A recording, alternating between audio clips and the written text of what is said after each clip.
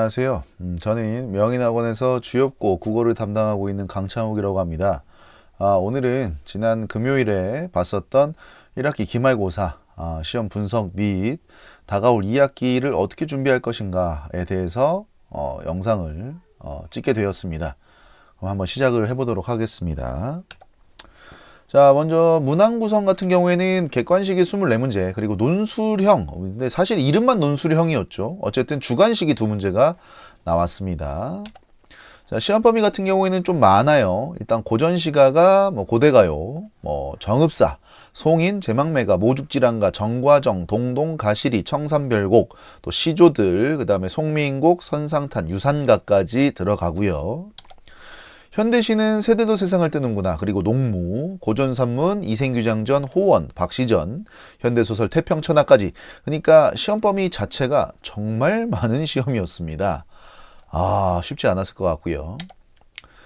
자, 그래서 일단 이번 시험의 영역별 특징, 사실상 문학밖에 없었죠. 문학 파트의 특징이라고 할 수 있겠습니다.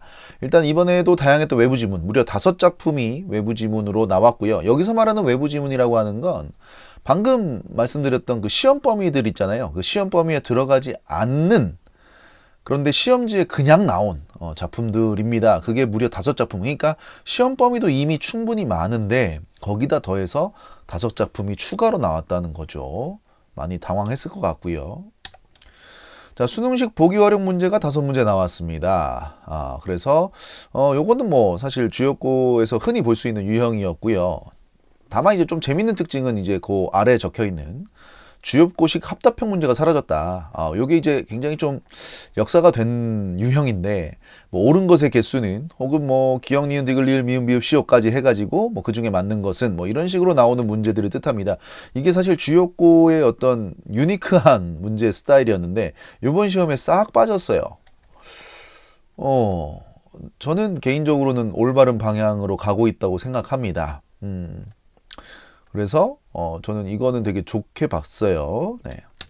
그 다음에 논술형 문제도 아까 말씀드렸다시피 사실 이름만 논술형이고 실제로는 그냥 단답형 문제였던 그런 문제가 또 출제가 되었습니다. 자, 그래서 총평을 좀 드리자면 전체적으로 좀 무난한 편이었다.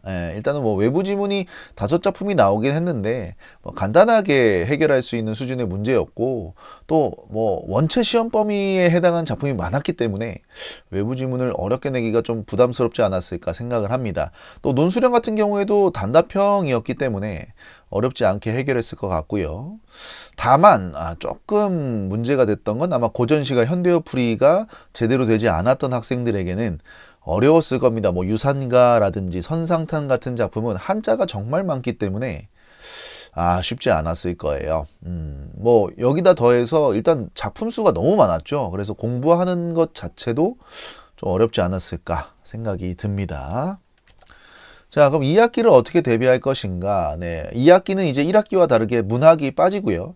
언어와 매체, 즉 문법이 시험 범위에 들어갑니다. 문법만 들어갑니다, 사실상. 그래서 우리가 이제 문법을 언제 마지막으로 했냐면 1학년 2학기 기말고사에 마지막으로 했어요. 그러니까 거의 한 6개월이 지난 거죠. 6개월이 더 지난 거죠, 사실상. 그렇기 때문에 조금 감각이 떨어져 있을 거예요.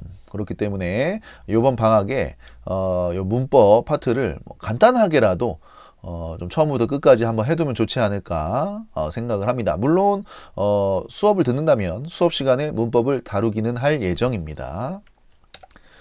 자, 마지막으로 좀 당부의 말씀을 드리자면 지난 한 학기 동안 정말 수고 많았다, 이 말씀을 꼭 드리고 싶고요. 본인들 목표에 맞는 점수가 나왔는지 조금 궁금합니다. 다들 열심히 했기 때문에 좋은 결과가 있었으면 좋겠고요. 이제 지나간 건 지나간 겁니다. 지나간 건 지나간 거고, 이제 새롭게 다가올 2학기, 새로운 마음으로, 새로운 자세로, 새롭게 준비했으면 좋겠습니다. 물론 저도 열심히 도와드리겠습니다. 오늘 영상은 여기까지만 하도록 하겠습니다. 고맙습니다.